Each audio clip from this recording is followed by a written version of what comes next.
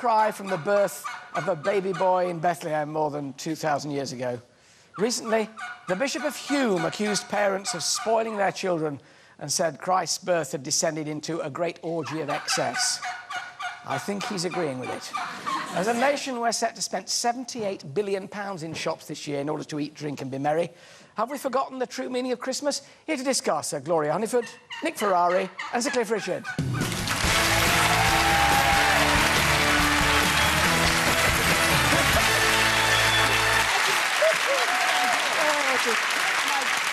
Do a duet with the turkey for next Christmas. I think Cliff might have to do a duet with the turkeys. Somebody's just coming on now. Oh, no, that's all right. I don't think I can eat turkey ever again. No, it's terrible when you watch them live. I could shoot them. There's a lot of people now feeling like that. I didn't think I could. But going back to our main topic of debate, I mean, it does seem that everything is geared. We were talking earlier on about bling, about diamonds, that everything is geared, Cliff, to money, money, money, indulgence, overeating, overdrinking, over... And we do seem to have kind of put the real meaning of it on the back burner. Well, we have. I mean, I guess that's been happening for many, many years, but for those of us who still believe in it, there's an essence, thank you, but there's an essence of truth that we can't forget. And so, therefore, those of us who believe do it for the right reason. The thing is that...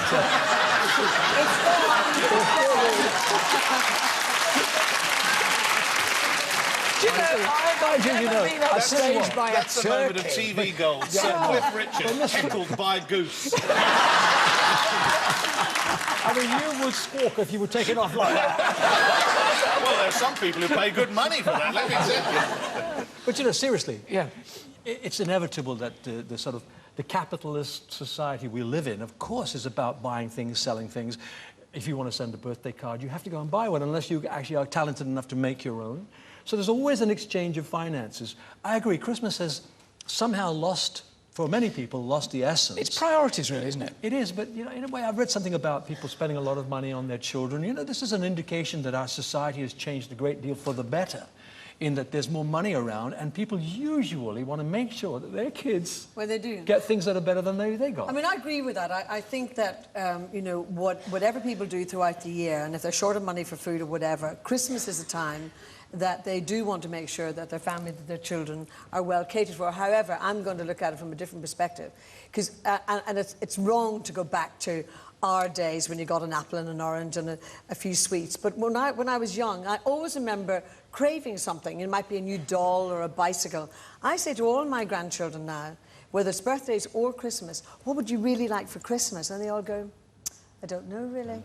And you see, children mostly have got everything now. So this year... It's the box and the wrapping paper that they spend all the time playing with now. But like this year, they talked about some kind of iPod thing, a touch iPod, and you think, yeah, there's something they actually want. Yeah. But actually, I mean, it's quite expensive, but in the end, you say to yourself, I'd rather pay the money and have something that they really want. So I think a lot of the old values of Christmas, where you look forward to spending with your family, they were more simple, they were for the right reason, and when you got your coveted present, there was real joy. But isn't it interesting how it's changed? I mean, credit to somebody like Sir Cliff, who's really tried to change this, but the way different people look at their faiths, we've allowed Christmas to become conspicuous consumerism, ghastly.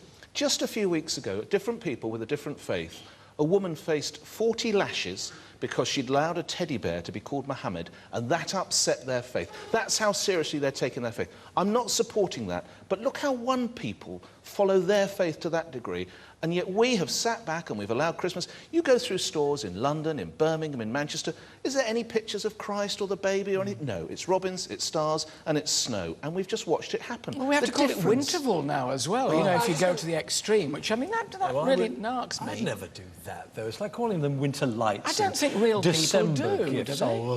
I don't think you were in the country, but last week there was a report that only one school in 5 actually have a reference to Jesus and the Nativity, because they are afraid of offending people.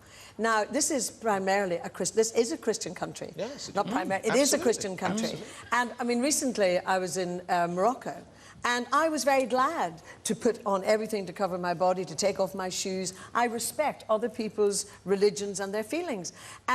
But I still come back to the point, this is a Christian country. To eliminate Jesus and the nativity scene from everything Do you think ridiculous. it's not just political correctness? Is it... Is it to some degree, Cliff, is it to some degree embarrassment to admit our faith in Britain? I don't know about embarrassment. I keep reading about Well, you've never been embarrassed to do it. No, I haven't, but most people who enjoy Christmas aren't embarrassed by it, but we're told that maybe we might offend others who don't believe as we believe. Look, some of my best friends... Some of my best friends. I have a family of friends who I know and love dearly. They're Indians. At Diwali time, it's nothing to say Happy Diwali, have a wonderful Diwali. They send me Christmas cards. I have never met anybody of a different faith who's actually offended by ours. You won't find a Muslim, you won't find a Buddhist, you won't find a Jew who's upset about us celebrating. No. Just as we enjoy Hanukkah, you enjoy Diwali, we enjoy everything else. It's important. I hate to say this, but it's white, middle-class, liberal idiots, perhaps like me, who make these decisions that councils won't have their Christmas lights, and they're not representing the people, and they're not representing Muslims and other faiths, because this is a great country with a lot of tolerance, and that's why it works. However, I think this country is weak at the moment. I think that too many people are too, PC conscious. We're too worried about offence here and there to stick to our values. And as I said before, we are a Christian country. Yes. Why should we cut out our Christian beliefs? I don't get that. And so therefore, you come down to the base root of weakness, because it is a great country. It is. And I love it, but it's weak at the moment. Let's just hope that common sense and faith prevail. Great to talk to you. Happy Christmas, everybody. To Gloria and Nicky Sutcliffe.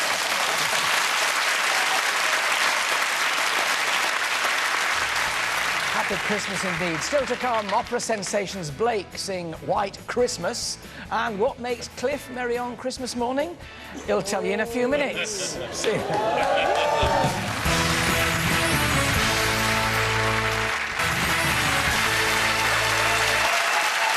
back. Now, my next guest is arguably Britain's first rock and roll star. He's had hits in every decade since the 50s, scored 14 number ones and sold a staggering 260 million records worldwide. His biggest seller is this, from 1962. Ladies and gentlemen, please welcome a true British icon and a national treasure, Sir Cliff Richards.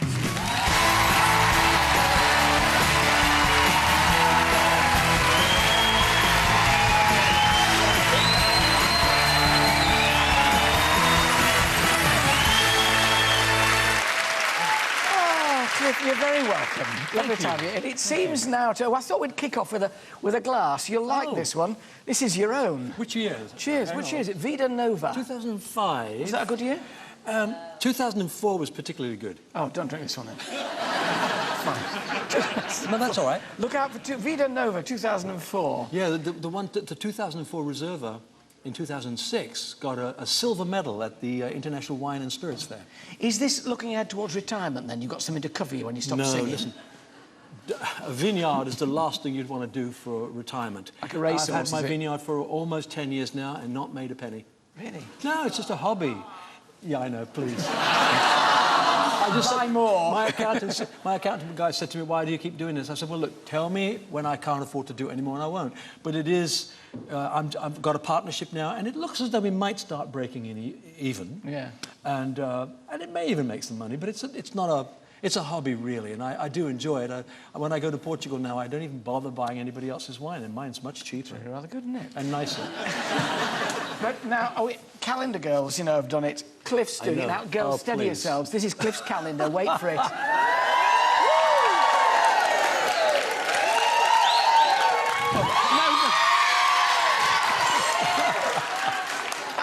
I mean, just tell me something honestly. What? There's been no airbrushing?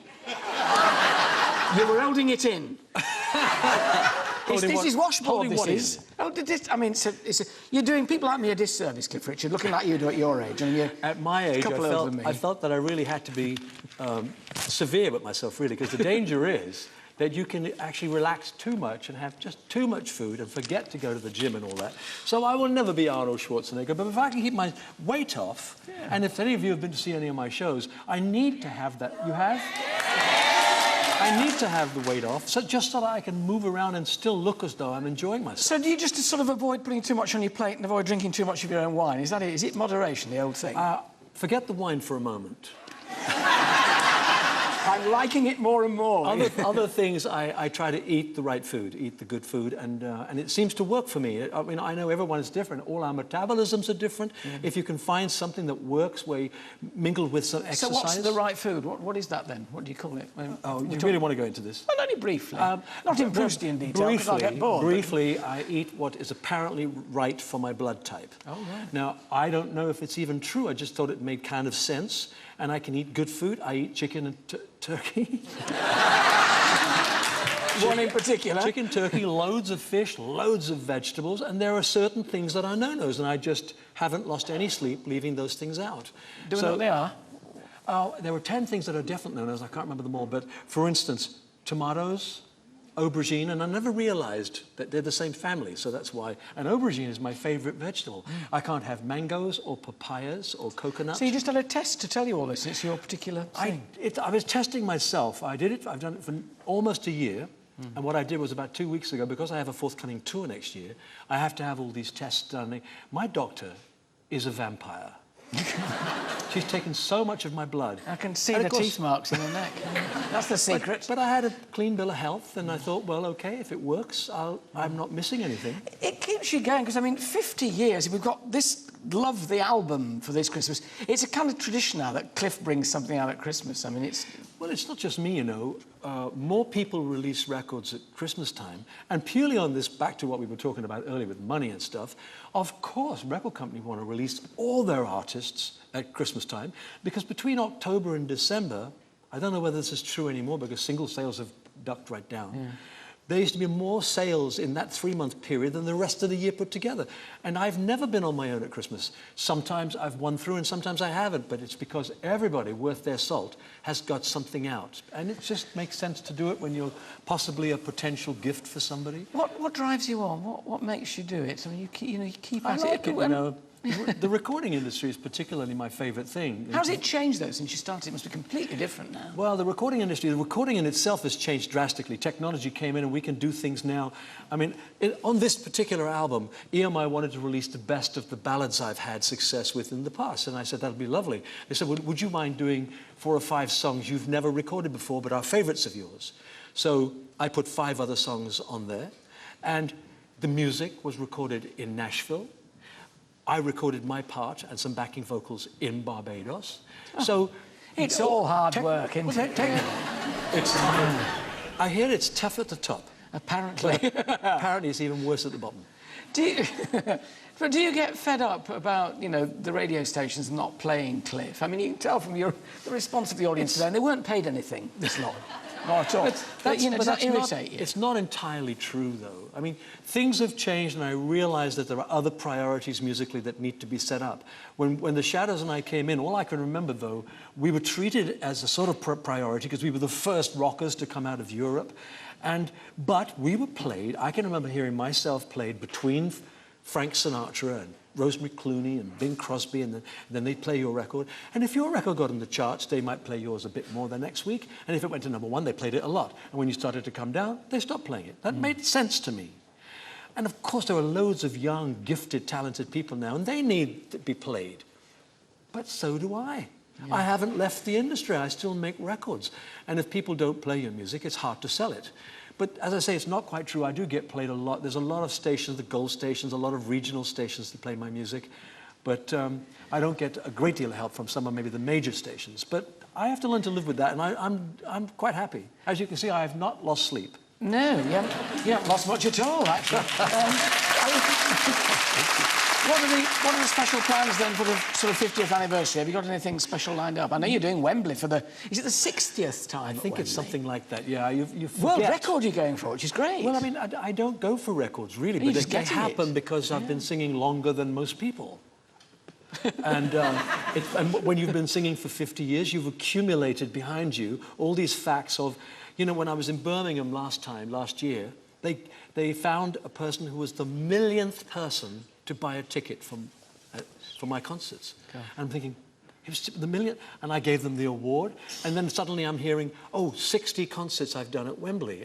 I didn't plan that. It's just that if your career continues, you do the things you like to do as often as you can, and suddenly you find, by just a stroke of good fortune that I've had with my career, that I probably will be the person who's done more concerts at Wembley. And that tour is, of course, going to be a special one for me, a special celebration tour. I'm calling it Time Machine because some years back in South Africa, I did a concert, and the critic had said, being at a Cliff Richard concert is like sitting in a time machine. And then he explained that whenever I sang a song, he could remember where he was. He could when Living Doll came on, he remembered his first baby born. Yep. And I thought, isn't that fantastic? You become part of people's memories. Yeah. So I thought I'd call it Time Machine, and we're going to try and somehow mechanically choose years and days, and I'll do the stuff that was successful. The time to worry, Cliff, is when they say, my granny had that at her wedding. But I hope you still are. Ladies and gentlemen, Sir Cliff Richard.